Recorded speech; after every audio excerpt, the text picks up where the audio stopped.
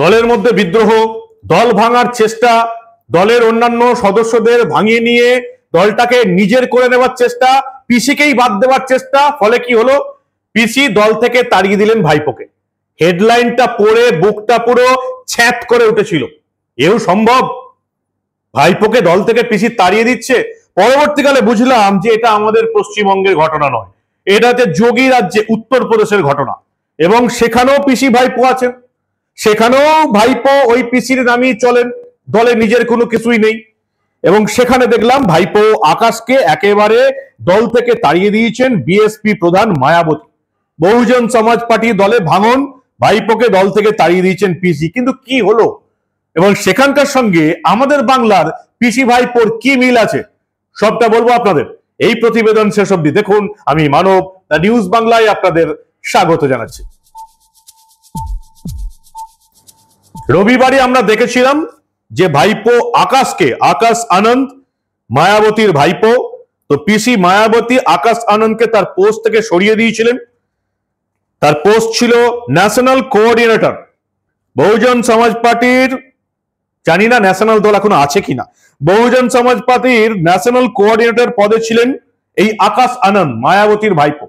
ঠিক যেমন আমাদের এখানে অভিষেক বন্দ্যোপাধ্যায় আছেন, আঞ্চলিক তৃণমূলের সর্বভারতীয় সাধারণ সম্পাদক, ঠিক তেমনি আকাশ আনন্দ ন্যাশনাল কোঅর্ডিনেটর ছিলেন। আমরা দেখলাম রবিবার তাকে তার পদ থেকে সরিয়ে দেওয়া হলো, আর সোমবারে ভাইপোকে একেবারে দলছাড়া করে দিলেন পিসি মায়াবতী। কেন, কি কারণে তাকে দল থেকে সরিয়ে দেওয়া হলো? যেটুকু জানা যাচ্ছে যে ভাইপোর ভূমিকা নিয়ে, এই আকাশ আনন্দের ভূমিকা নিয়ে প্রচন্ড বিরক্ত ছিলেন পিসি মায়াবতী। এর আগেও একই ঘটনা আমরা দেখেছিলাম লোকসভার সময়। লোকসভায় তৃতীয় দফার ভোটের সময় তাকে দল থেকে বার করে দেওয়া হয়েছিল। সেবারে বলা হয়েছিল তাকে আরো অভিজ্ঞতা সঞ্চয়ের সুযোগ দেওয়া হলো। এবারে সেই একই জিনিস ঘটলো, তাকে এই ন্যাশনাল কোঅর্ডিনেটর পদ থেকে বের করে দেওয়া হলো রবিবার। তারপরে দল এবং দলের সমস্ত জায়গা থেকেই ভাইপোকে একেবারে বহিষ্কার করে দেওয়া হয়েছে এবং পরিষ্কার বলা হয়েছে কিছুই শেখেনি সে। একবার বহিষ্কার করে দেওয়া হয়েছিল, তারপরেও সে কিছুই শেখেনি। দলের নেতাদের মধ্যে ঝগড়া সৃষ্টি করছে, দলে বিদ্রোহ করছে, দল ভাঙার চেষ্টা করছে এবং পিসিকে সরিয়ে দলের দখল নেবার চেষ্টা করছে। কিছু মিল পাচ্ছেন আমাদের পশ্চিমবঙ্গের সঙ্গে উত্তরপ্রদেশের বহুজন সমাজ পার্টির? কিছু মিল পাচ্ছেন? দলের মধ্যে বিদ্রোহ, কিছু নেতাকে নিয়ে পিসির বিরুদ্ধে গড়বড় করা, দল ভেঙে দেওয়ার চেষ্টা করা, নতুন দল গঠন করা, দল থেকে পিসিকেই সরিয়ে দেওয়া, একটু চেনা চেনা ছকটা লাগছে না? যদিও বাংলার মিডিয়া এটা বলে থাকে, আমি কিন্তু আপনাদের বরাবর বলি এসেছি যে অন্তত এই রাজ্যে তৃণমূল কংগ্রেসের সঙ্গে আর কারো তুলনা হবে না। কারণ এখানে তৃণমূল কংগ্রেসে একটাই পোস্ট, মমতা বন্দ্যোপাধ্যায়। বাকি আর কোন নেতার কোন রকম কোনো অস্তিত্ব নেই মমতা বন্দ্যোপাধ্যায় এবং তৃণমূলের প্রতীক ছাড়া। তৃণমূল কংগ্রেসে মমতা বন্দ্যোপাধ্যায় ছাড়া বাকি আর কোন নেতা কোনোদিন অন্য কোনো প্রতীকে, নিজস্ব কোনো প্রতীকে দাঁড়িয়ে ভোটে জিততে পারবেন না, সে যেই হোক না কেন। উত্তরপ্রদেশেও একই অবস্থা। মায়াবতীর ভাইপো আকাশ আনন্দ, মায়াবতীর ভাইপো বলেই ন্যাশনাল কোঅর্ডিনেটর পদে ছিলেন, তাকে দল থেকে বহিষ্কার করা হয়েছে এবং দলের সমস্ত পদ থেকে আগেই সরিয়ে দেওয়া হয়েছিল।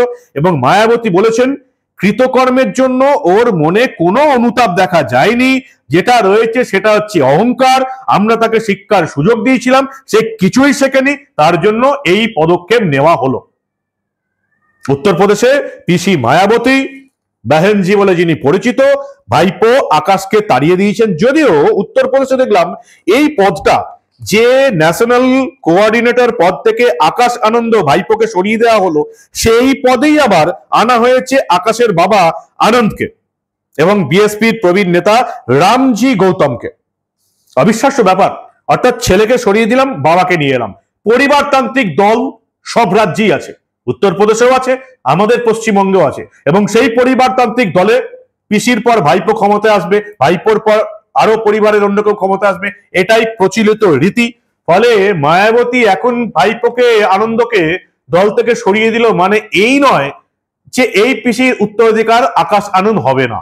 লোকসভা ভোটের তৃতীয় ফেজের পরেও তাকে সরিয়ে দেওয়া হয়েছিল, ঘোষণা করে দেওয়া হয়েছিল যে তাকে আর উত্তরাধিকার করা হবে না।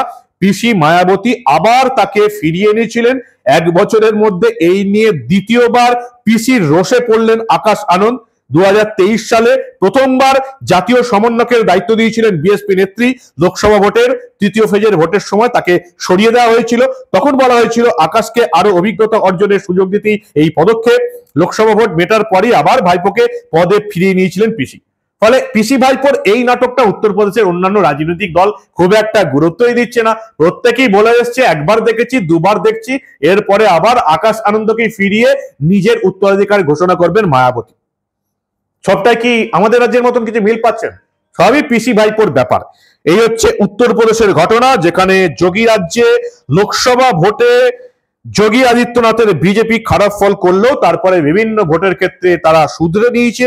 এবং আপনারা দেখেছেন মহারাষ্ট্রে, হরিয়ানায়, দিল্লিতে তারা ক্ষমতায় এসছে বিজেপি।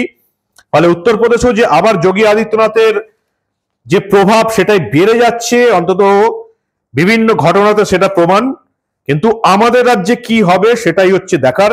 2027 সালে কিন্তু উত্তরপ্রদেশ বিধানসভা নির্বাচনে প্রচারের দায়িত্ব এই আকাশ আনন্দ ভাইপোকে দিয়েছিলেন বিএসপি সুপ্রিমো মায়াবতী। এখন 2027 সালের বিধানসভা নির্বাচনের প্রচারের দায়িত্ব এবার কাকে দেন সেটাই এখন দেখার। তিনি আবার মন্তব্য করেছেন, এই ঘটনা আমাকে আবেগপ্রবণ করেছে, আমার কাছে এটা একটা বড় পরীক্ষা। আকাশ আনন্দ ভাইপো বলেছেন তাকে দল থেকে তাড়িয়ে দেওয়ার পর, এই ঘটনা আমাকে আবেগপ্রবণ করেছে, এটি আমার কাছে বড় পরীক্ষা, এখনো অনেক লড়াই বাকি আছে।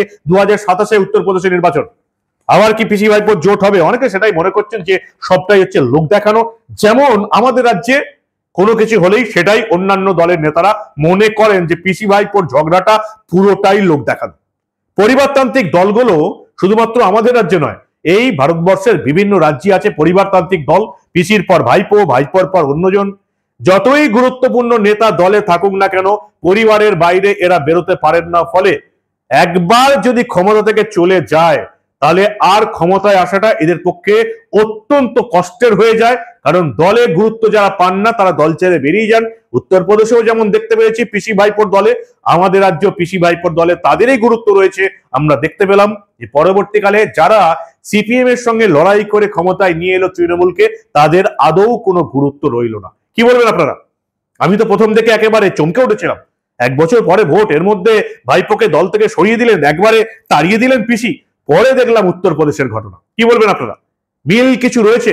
আমাদের রাজ্যে এরকম ঘটনা ঘটার কোনো সম্ভাবনা রয়েছে?